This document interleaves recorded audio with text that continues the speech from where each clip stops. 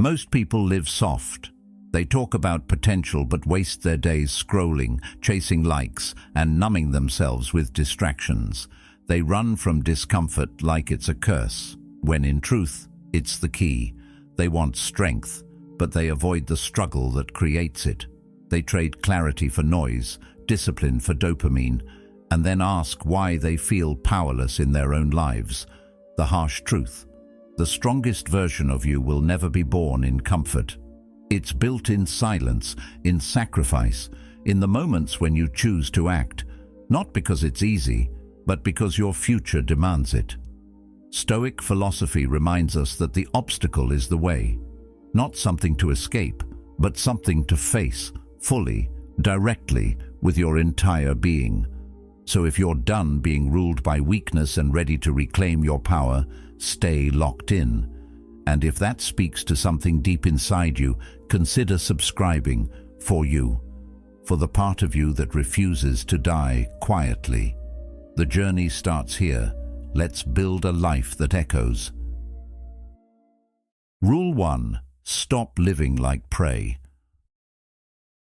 Most people don't even realize they're living like prey.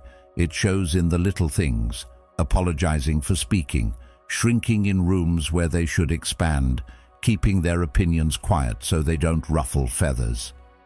Prey moves through life carefully, always calculating how not to be seen, how not to be a threat, how not to take up space. But here's the hard truth: the world doesn't reward invisibility. It feeds on it. When you carry yourself like you're just trying to survive, people sense it, and they respond accordingly. They interrupt you more, they question your value, they test your boundaries.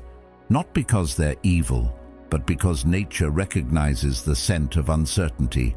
And if you don't claim your space, someone else will.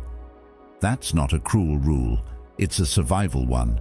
You're not meant to crawl through life hoping no one notices. You're meant to move with presence. And presence doesn't mean being loud or dramatic. It means being still, being rooted, being fully there. It means walking into a room without the desperate need to be liked. It means not explaining who you are every 5 seconds because you already know. Confidence is quiet like that. It's not performance. It's power under control. Carl Jung once said, "The privilege of a lifetime is to become who you truly are.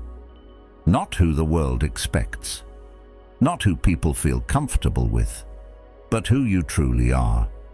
And that kind of authenticity doesn't come from pleasing. It comes from presence. You don't have to become someone else to shift out of the prey mindset. You just have to stop pretending to be less than who you already are. Stop performing humility for the sake of comfort. Stop pretending weakness is some kind of spiritual badge. Start moving like your presence matters, because it does. Your tone matters. Your body language matters. The way you carry your name matters. When you walk into a room, you're telling a silent story about yourself before you say a word. Is it a story of power or a story of passivity? And if you don't like the answer, then you rewrite it, not by saying more, but by living more deliberately. There's a difference between surviving and living. Prey survives. It plays by invisible rules. Don't speak too much. Don't want too much. Don't take up too much space. But living, that's different. Living means moving toward challenge, not away from it. It means standing your ground even when your voice shakes. It means having preferences, opinions, boundaries, and not folding them every time someone else twitches. It means saying, "This is who I am," without looking around for approval. And that kind of life? It's not reserved for the loudest or most charismatic. It's for the most grounded. Being grounded doesn't mean you dominate others. It means you no longer abandon yourself. It means you stop running from discomfort, stop diluting your message, stop waiting for someone to hand you a permission slip to be whole. Prey waits for permission. You give yourself the green light. And sure, it might feel uncomfortable at first. The stares, the awkward silence, the pushback from people who liked the softer, more agreeable version of you. But that discomfort, that's growth. That's you stepping out of the costume and into your real skin. Seneca said, "It is not that we have a short time to live, but that we waste much of it. And a life lived in the mindset of prey is the greatest waste of all. You're not here to tiptoe, you're here to carve. And carving takes presence. It takes steadiness. It takes the decision to carry yourself like you've already earned your seat at the table, because the moment you do, others will feel it.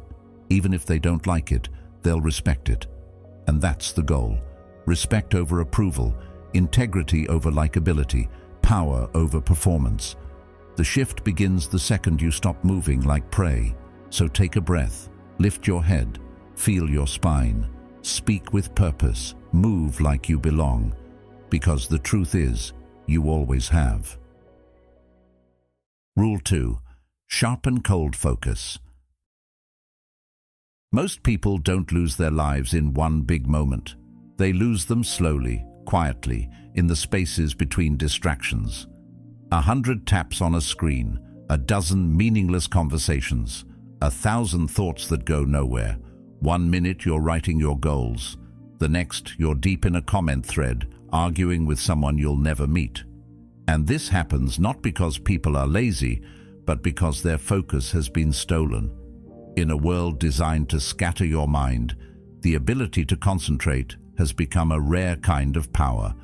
Not just the power to pay attention, but the power to protect your energy, to say, "This matters," and everything else doesn't.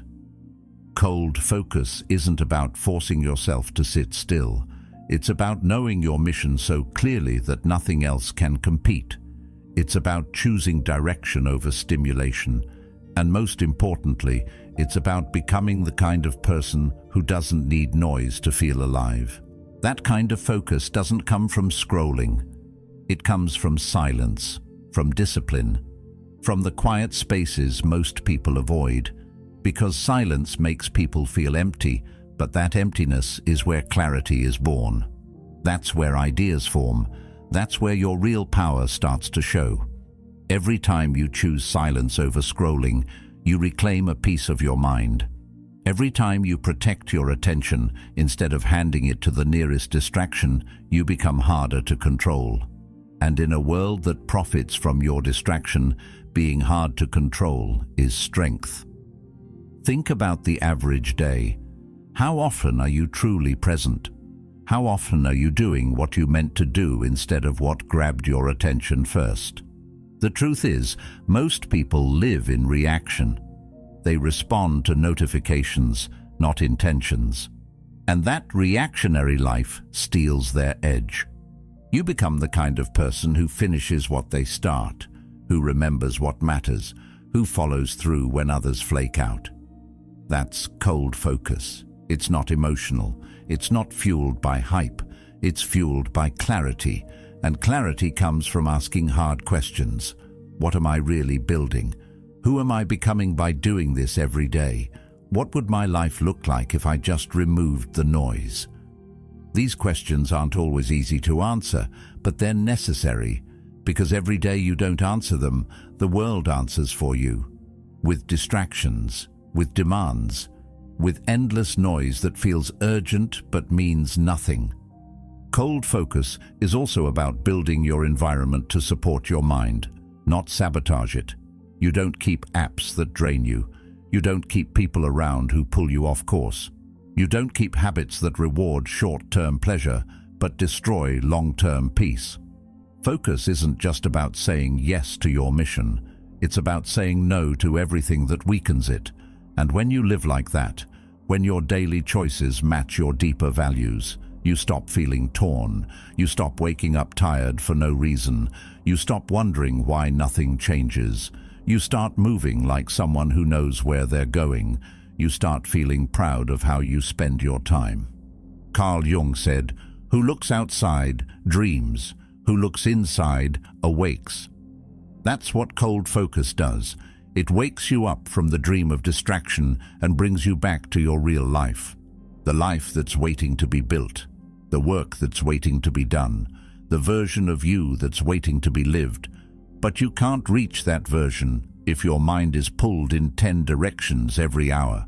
You reach it by choosing one thing and giving it everything. You reach it by letting go of what doesn't grow you. You reach it by becoming still enough to see clearly. Marcus Aurelius once reminded himself, "You have power over your mind, not outside events.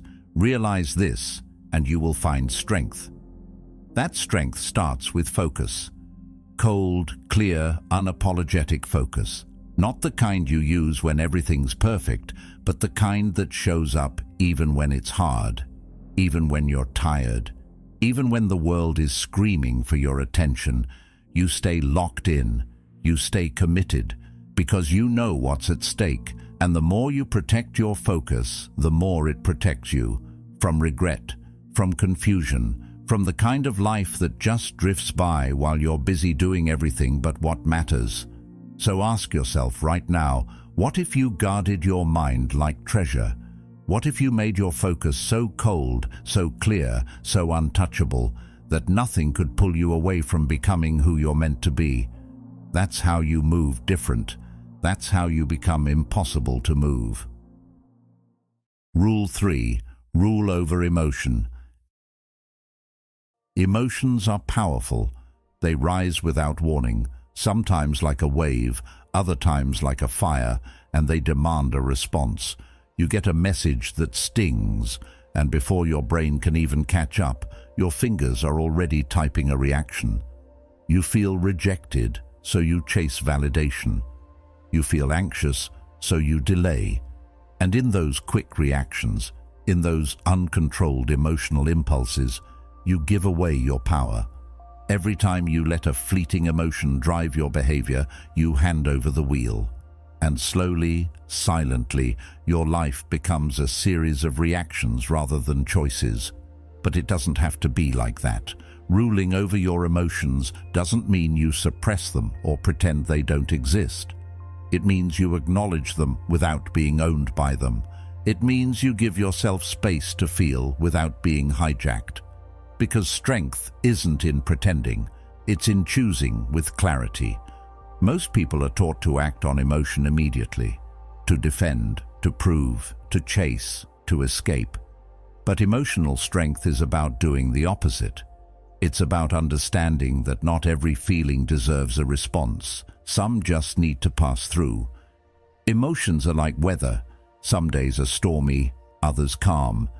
But you don't rebuild your house every time it rains. You build strong walls. You build a solid roof. That's what inner discipline is. It's the structure that holds you steady when your emotions try to drag you off course. Carl Jung once said, "Until you make the unconscious conscious, it will direct your life, and you will call it fate." That's what emotional mastery gives you.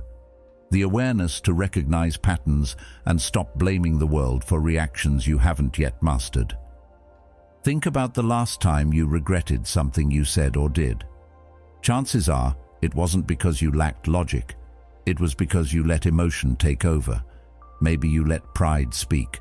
Maybe it was fear. Maybe it was shame. And in that moment, your decision came from a wound, not wisdom. But once you learn to spot it, to sit with it, to let the emotion pass without acting on it, you start to move different. You start to respond with intention instead of reacting with pain.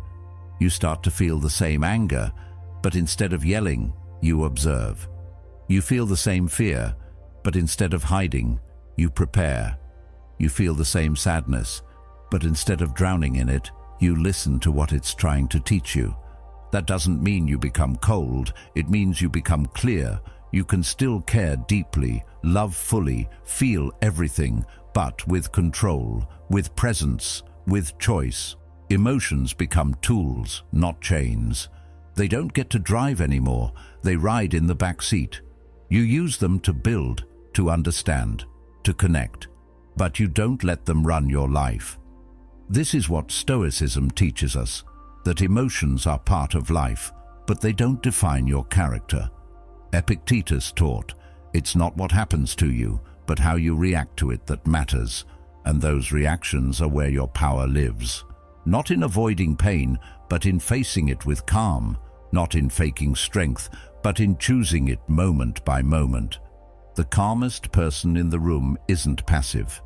He's powerful, because when you can stay still while others spiral, when you can think clearly under pressure, when you can feel deeply but still lead with reason, you become someone others lean on. Not because you're perfect, but because you're anchored. And that kind of presence doesn't just protect you, it elevates you. In relationships, in business, in life. People begin to trust your decisions. They notice your steadiness. They respect your silence more than others' noise. You don't have to dominate the room with emotion. You fill the room with presence, and presence is built in moments of restraint. Seneca wrote, "Most powerful is he who has himself in his own power." That's what this is about. Not power over others, power over yourself, over your impulses, over your fears, over the parts of you that used to sabotage progress. When you stop giving every emotion the keys to your life, you start to see how much more you're capable of, and that's where things begin to shift. You don't need to argue to feel strong. You don't need to react to feel alive. You don't need to defend to feel seen. You already know who you are, and that knowing makes you unshakable.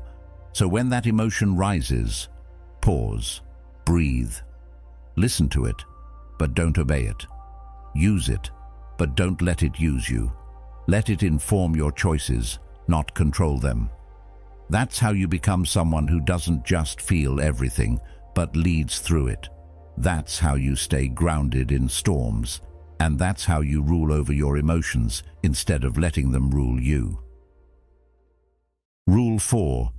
Discipline is your weapon.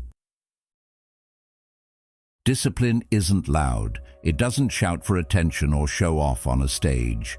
Discipline is quiet. It's built in the dark, in the small choices that no one sees, in the moments where you could let yourself off the hook, but don't. Most people want the rewards of growth without the weight of consistency. They want the strength, but not the sacrifice. The truth is, everyone's motivated when it's easy, when it's exciting, when the energy is high and the sun is out. But what about when it's cold, when you're tired, when nothing is pushing you but your own commitment? That's when the line between average and exceptional is drawn. Discipline is the part of you that doesn't care how you feel in the moment. It only cares about who you're becoming over time. It's easy to chase inspiration, to wait for that perfect wave of motivation. But motivation is like the weather, nice when it's there, useless when it's not. If your growth depends on motivation, you'll stay stuck. Because most days don't feel special. Most days feel ordinary, slow, inconvenient. Discipline means showing up on those days too. It means treating your goals like non-negotiables instead of options. That workout you didn't want to do. That early morning you almost skipped. That book you didn't feel like reading. Those are the days that count the most. Not because they're glamorous, but because they shape the part of you that follows through when it's hard. That's where real power comes from. Not hype, but habits. The danger of waiting to feel ready is that it lets you avoid responsibility. You tell yourself you'll start when life calms down, when you're more confident, when things feel just right. But discipline doesn't ask for the right moment. It creates it.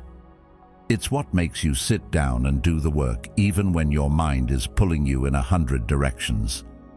It's what keeps you focused when the world is filled with excuses. And every time you choose discipline over comfort, you build trust with yourself. You start to believe your own words. You stop breaking promises to yourself. That self-trust becomes a quiet kind of confidence, not the kind you post about, but the kind that carries you forward when no one's watching. Epictetus said, "No man is free who is not master of himself." Discipline is that mastery. It's the ability to steer your life instead of being tossed around by impulses, by laziness, by distractions that promise relief but deliver regret. It's brushing your teeth at night, even when you're exhausted. It's showing up to work when no one's keeping score. It's choosing a walk over another hour of scrolling. It's not one big heroic act, it's 1,000 small invisible victories. And over time, those victories build strength. Not the kind measured in numbers, but the kind that shows up in how you carry yourself.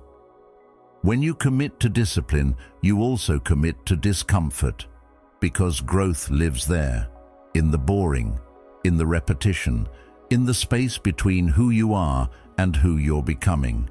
You'll have to give things up: time, comfort, validation.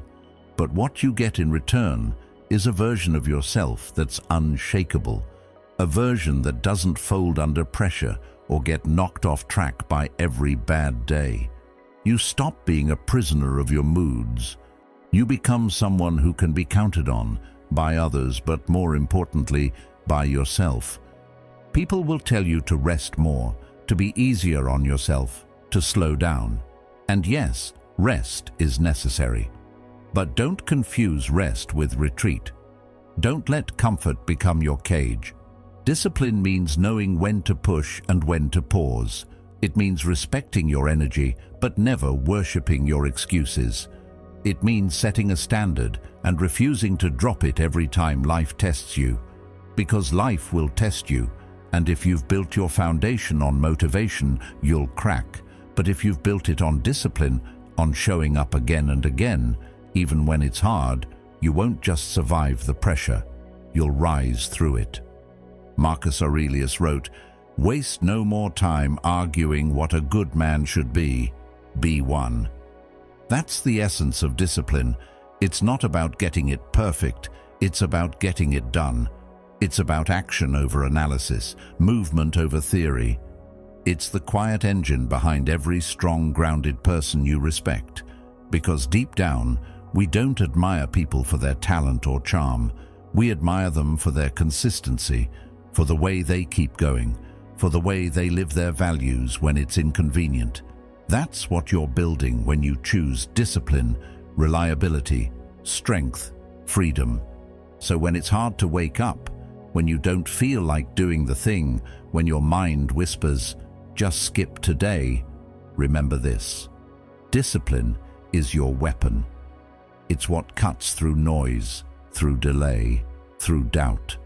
It's what builds the life you say you want. Every time you choose it, you win. Not loudly, but deeply. Not all at once, but forever. Be the one who follows through, especially when no one's clapping for it, because that's where the real transformation begins, and that's what makes you unstoppable.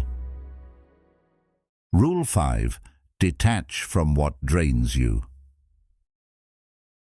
Most people don't realize how much weight they're carrying until they finally let go. They walk around drained, bitter, tired for no clear reason and blame it on bad luck, stress, timing. But deep down, they're not exhausted because they're doing too much. They're exhausted because they're holding on to things that no longer serve them. People, habits, memories, beliefs.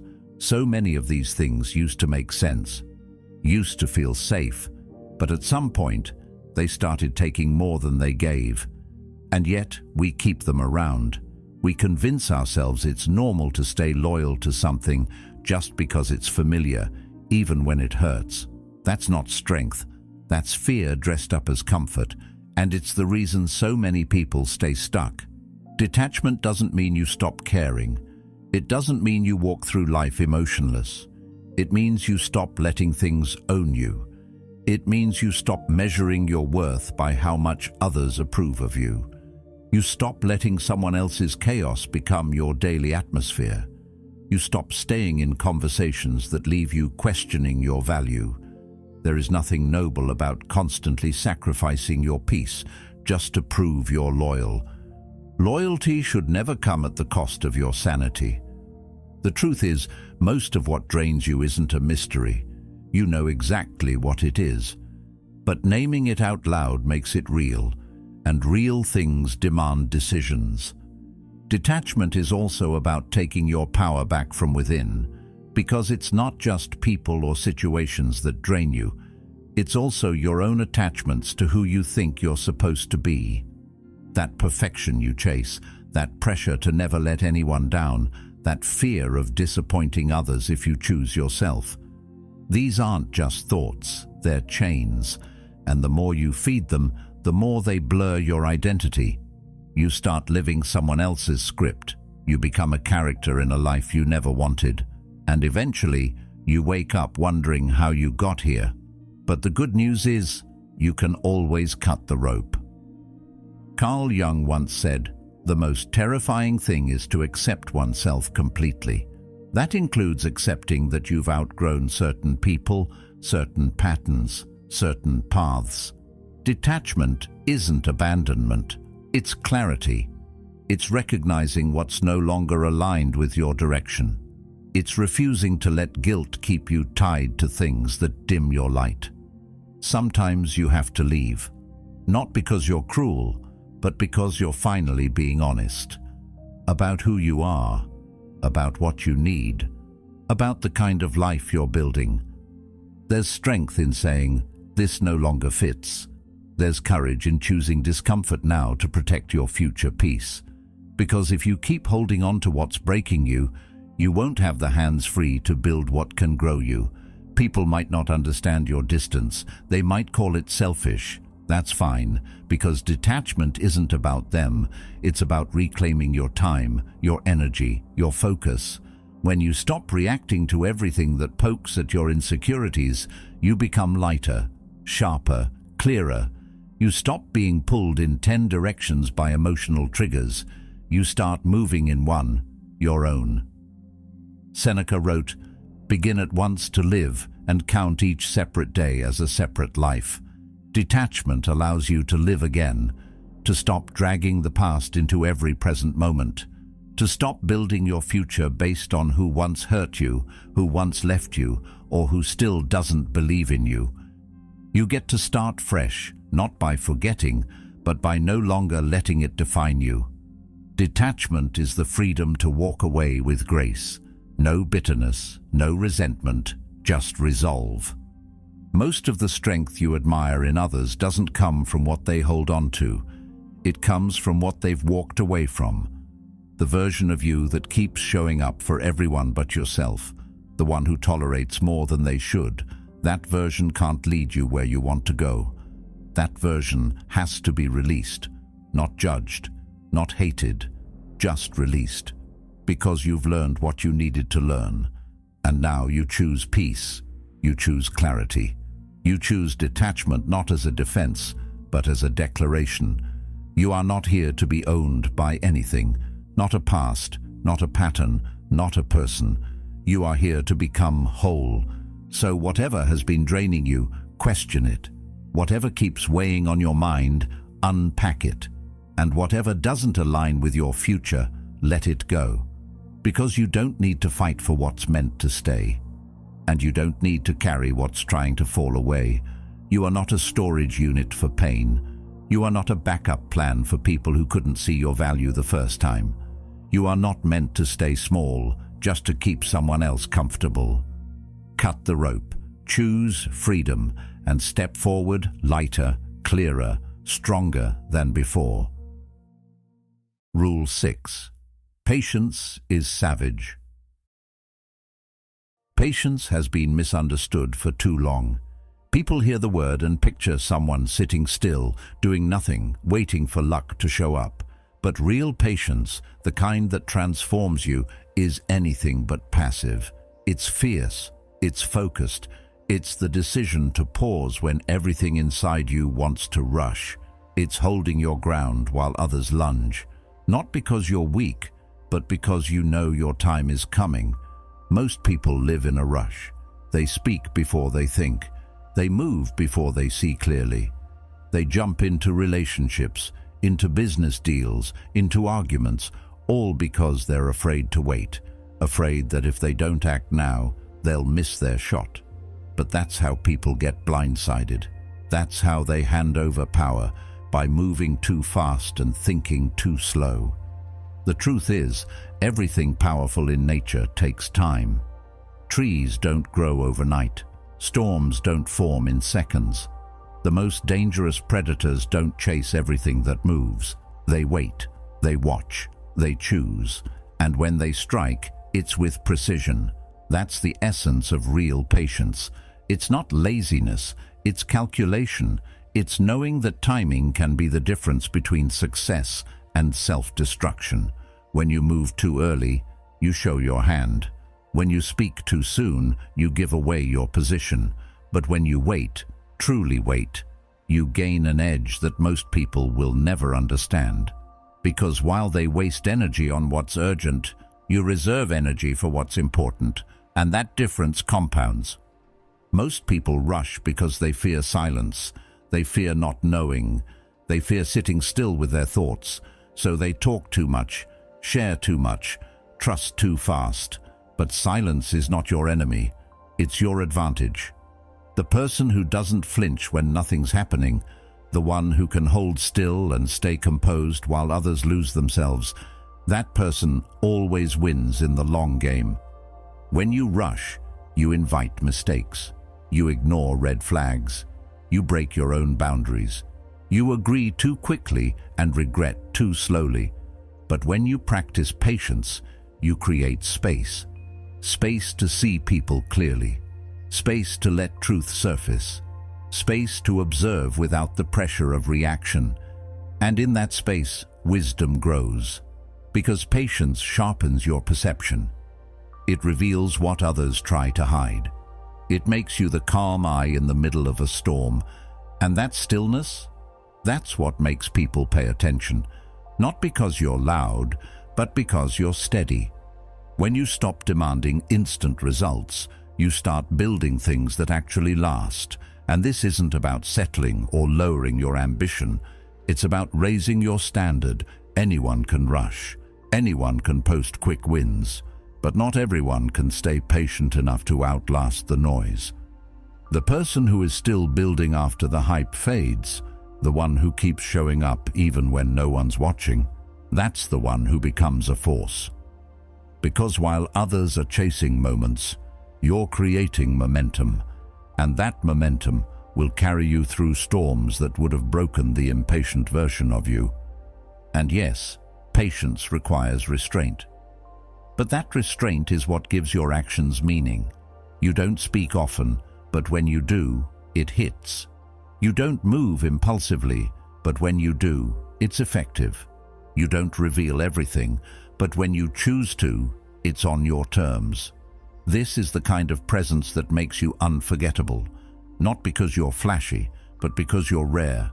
Most people are predictable, but the one who can wait, who can sit in silence, who can hold back until the perfect moment, that person becomes unstoppable. Because when they act, it's not a reaction, it's a decision, and it lands with weight. Aristotle once said, "Patience is bitter, but its fruit is sweet." It may feel uncomfortable at first. You may question whether anything is happening.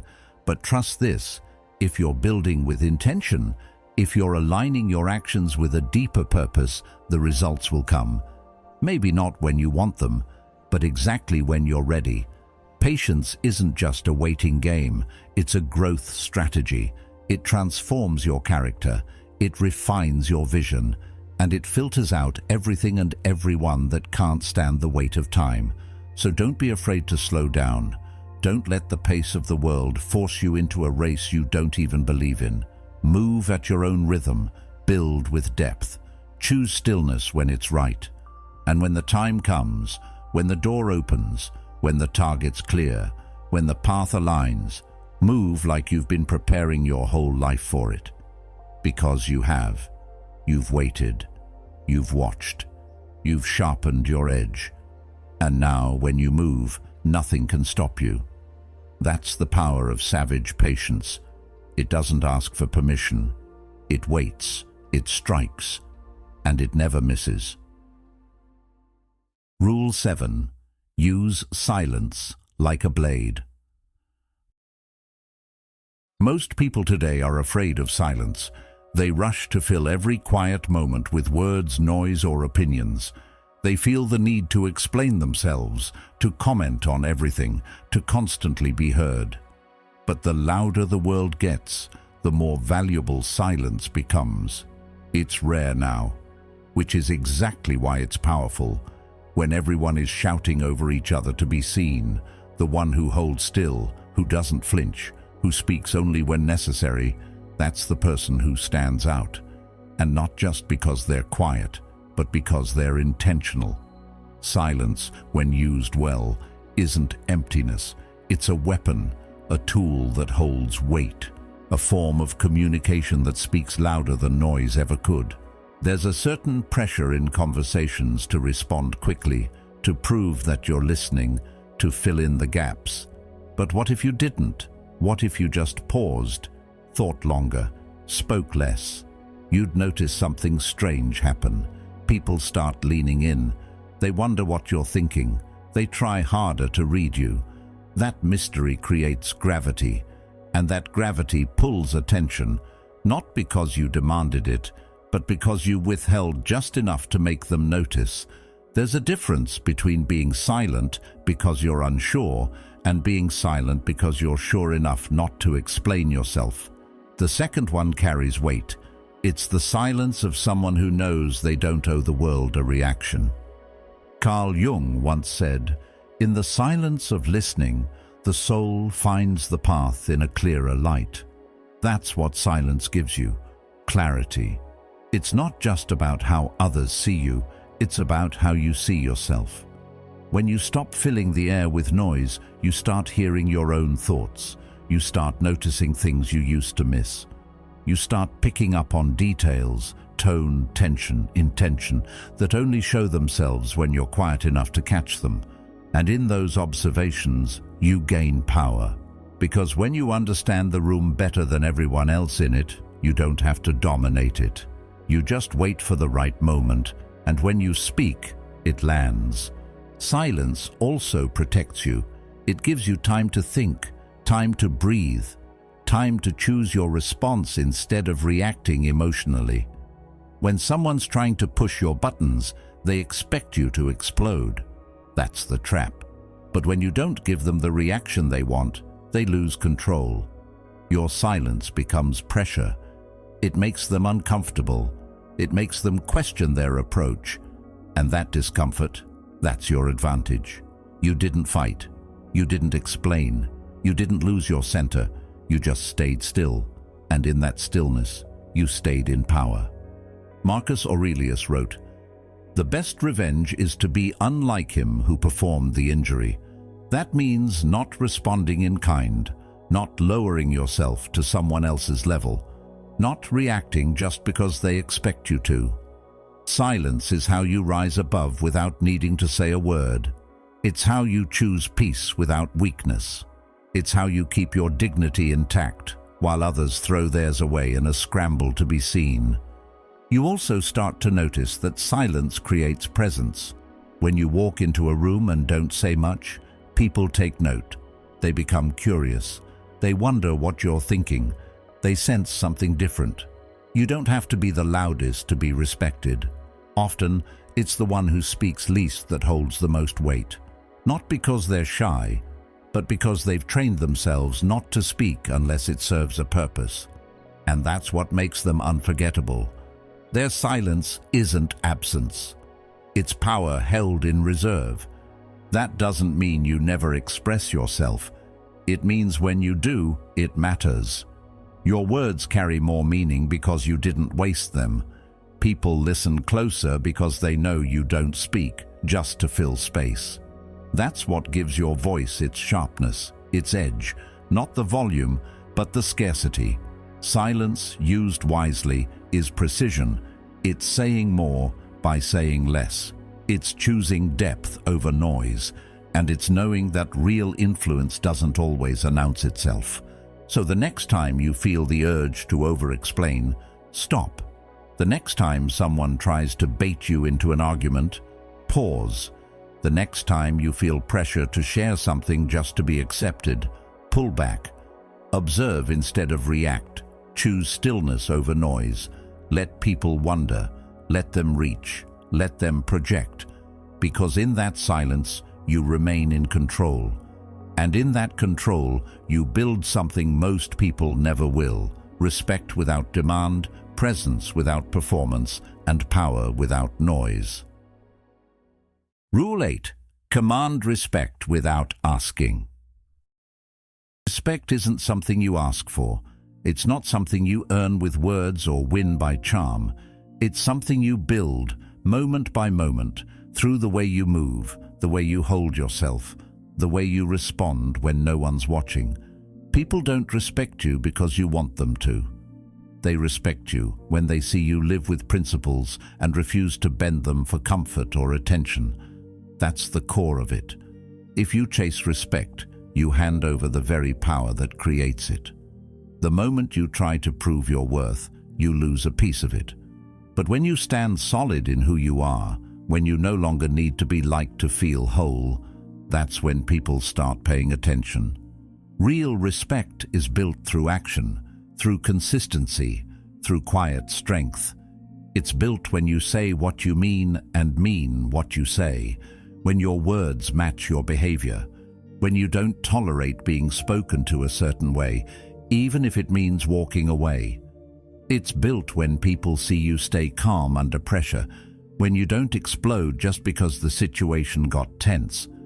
It's built when you follow through, not just on promises to others, but on the ones you make to yourself. Because how you treat yourself is the foundation of how others will treat you. If you let yourself slide on your own values, don't be surprised when others do too. Carl Jung once said, "The world will ask you who you are, and if you don't know, the world will tell you." That's the danger of not owning your space.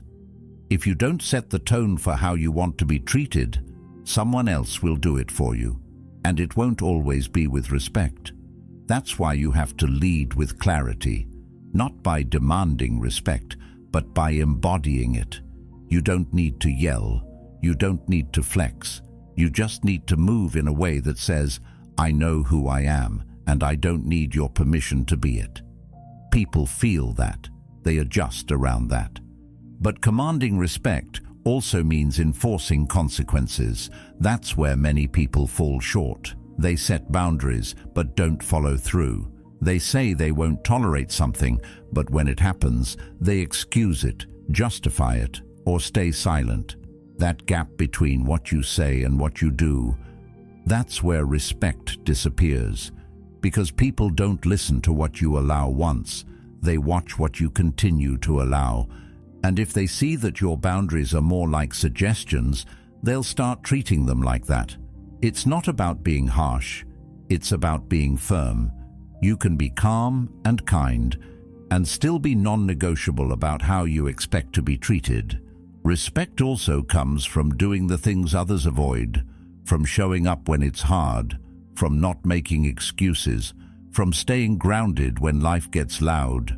When people see that you're not easily moved, that you're not chasing attention or crumbling under criticism, they start to see you differently. They realize that your worth isn't tied to external noise. And in a world full of performance, that kind of presence becomes rare. It becomes respected. You don't need to convince anyone. You just need to be someone they can't overlook. Stop explaining who you are and start showing it. Stop trying to win over people who don't value you and start living in a way that makes them reconsider. The goal isn't to be feared. It's to be respected for your clarity, your strength, your refusal to bend for approval. People remember that. They respond to it. And they start showing up differently around you, not because you demanded it, but because you modeled it. So if you want respect, stop chasing it. Stop begging for it in relationships, in conversations, in crowds. Build it from the inside, and then live it on the outside. Speak less. Hold your line. Stay true to your word. Don't react to everything. Don't try to be everything to everyone. Just be solid. Be someone people know they can't shake.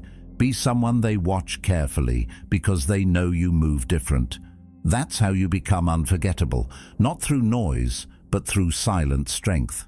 That's how you command respect, without ever needing to ask for it. Rule 9. Build a legacy, not just a lifestyle. Most people are busy chasing a lifestyle that looks good on the surface but feels hollow when the lights go off. They chase comfort, they chase attention, they chase temporary highs dressed up as goals, and they live in a cycle of quick wins and shallow applause, constantly needing something new just to feel alive for a second. But that kind of life fades fast. It doesn't leave a mark, it doesn't echo, it vanishes the moment the noise dies down. That's the danger of building for now instead of building for always. The question isn't, how good does this feel? It's, what will this mean when I'm no longer here to explain it? That's what legacy demands. It asks you to build not just for your life, but for the life that comes after you, for the impact that speaks in your absence. Building a legacy doesn't mean chasing fame. It doesn't mean trying to be remembered by the world. It means making your days count. It means stacking meaning, not just money. It's creating something that holds weight beyond you. That could be the way you treat people, the standards you uphold, the values you refuse to bend even when no one's watching. It's the discipline you keep, the battles you choose, and the quiet way you stand tall when life tries to make you small. It's not flashy, it's not loud, it's consistent, intentional, daily. People often think legacy is about one grand moment, but it's not. It's about thousands of small ones, repeated with care, repeated with purpose. That's how you go from noise to substance. Marcus Aurelius once wrote, "What we do now echoes in eternity." That isn't a metaphor, it's a reminder. Every choice you make ripples forward. Every decision shapes a story. And every time you choose to do what's right over what's easy, you're carving your values into the structure of your life. Most people chase the weekend, the vacation, the next trend, but that's not your path. Your path is deeper, it's quieter. It doesn't always come with a round of applause, but it comes with self-respect. It comes with clarity. It comes with peace. Because you're not living for the moment, you're living for what the moment will mean 5 years from now. Building legacy means taking ownership, not blaming the world, not waiting to be chosen. You choose yourself. You lead yourself. You stop expecting someone else to come save you, and you start being the person who saves others. Through example, through action, through discipline. It's waking up every day and asking, what am I building today that will still matter tomorrow? Maybe it's your business.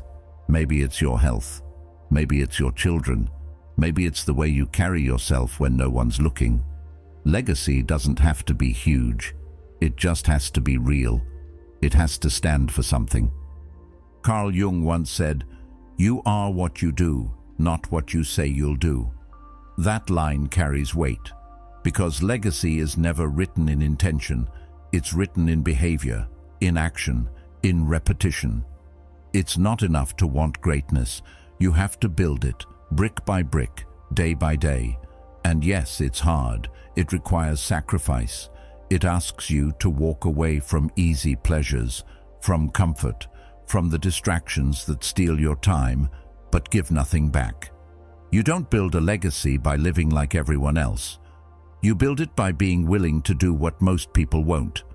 Legacy is also about truth, about living in a way that aligns with who you really are, not who the world told you to be, not who your past tried to shape you into, but who you were always meant to become. That means shedding old habits, letting go of people who don't grow with you, saying no when you need to, standing firm when it would be easier to fold. It means doing the hard things even when no one is watching, because you are watching, and your future self is depending on your present self to show up. Seneca once wrote, "While we wait for life, life passes." And that's the danger of waiting to start. You think you have time, but time isn't promised. What you have is now, and what you do with it becomes the story of your life.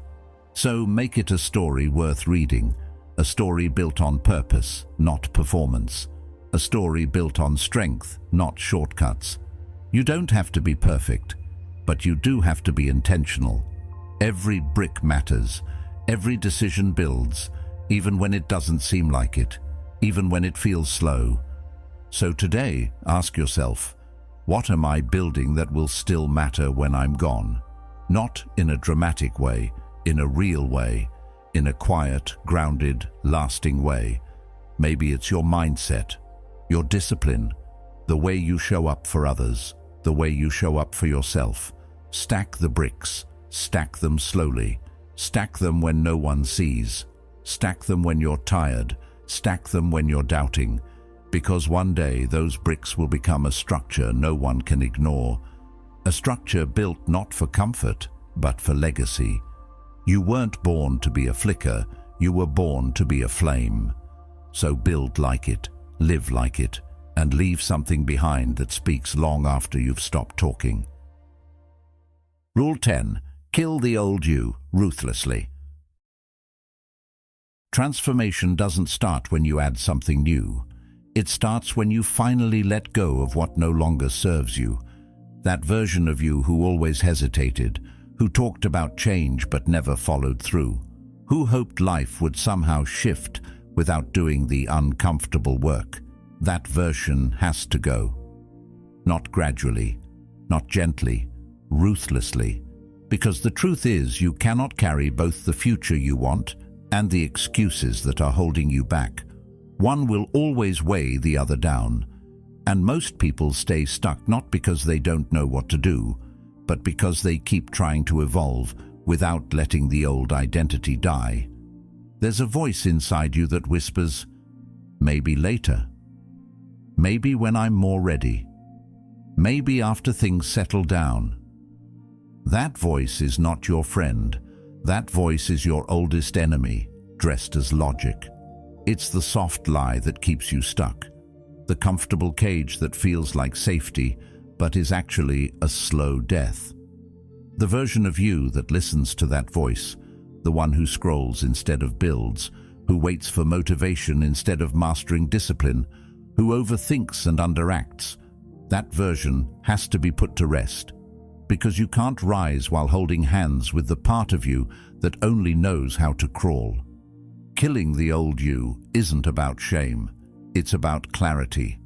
It's the clear decision to stop negotiating with weakness, to stop arguing for your limitations, to stop dragging every mistake, every delay, every self-doubt into the next chapter of your life. It's not personal. It's necessary. Carl Jung once said, "In each of us there is another whom we do not know. He speaks to us in dreams and tells us how differently he sees us from the way we see ourselves." That version is already inside you, the focused one, the bold one, the one who doesn't flinch when life pushes. But he can't fully emerge until the older, softer version is gone, and the old you won't go quietly. It will fight for survival. It will use your comfort against you. It will remind you of every failure. It will make you doubt your momentum. Because that version knows one thing: it only exists when you give in. So the moment you decide to stop giving in, to stop retreating, to stop being ruled by your lowest habits, it starts to die. Slowly at first, then completely. But only if you stay consistent, only if you stop turning around to check if it's still there. Most people want transformation to feel good, but it doesn't. It feels like loss, like letting go of a friend who always kept you company in your worst habits, like deleting numbers, like changing your routines, like saying no when it would be easier to say yes and avoid judgment. But that discomfort is growth. It's the tension between who you were and who you're becoming. And the more you lean into it, the more you start to recognize the signs.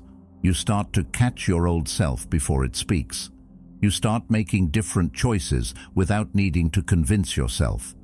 You start becoming someone who doesn't tolerate their own excuses anymore. You don't need to announce your transformation.